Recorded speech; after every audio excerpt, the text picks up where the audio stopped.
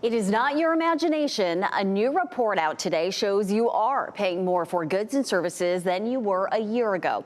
Inflation hit 3% for the first time since June. WRAL's Laura Levine explains mainstream economists largely agree that Trump's tariff plan will reignite inflation and slow U.S. economic growth. The cost of living for the everyday American and how much we pay at places like the grocery store here is a major concern for the everyday American. And now the latest inflation report indicates that the cost of food and energy continued to climb in January, hitting 3% for the first time since June of last year.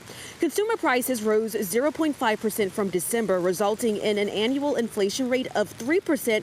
That's according to the latest Consumer Price Index data released today. This is higher than what economists expected. So this means prices are still rising faster than what we are used to in this last decade before the pandemic. And complicating the picture are the uncertain impacts of new policies under the Trump administration, like tariffs, which could exacerbate inflationary pressures in the months to come. With local gas prices experiencing already a seasonal uptick, an expert with Gas Buddy tells me how we will have to keep an eye on that potential economic impact as well. However, he says North Carolina oil industry likely won't take a direct hit from those tariffs. A lot of your gasoline flows up from the Gulf of Mexico refineries, that kind of area, Texas and Louisiana.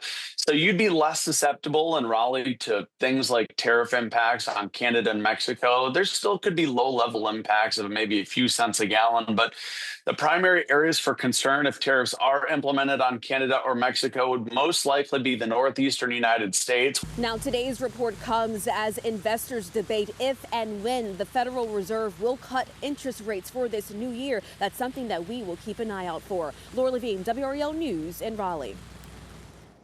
Well, the Fed won't be in a rush to cut interest rates, and Wall Street reacting negatively to that inflation report. Take a look. The Dow is down 200 points. About 30 minutes ago, it was down 300 points. S&P 500 also in the red, down about 20 points, and the NASDAQ just dipped back into the red, down 8 points.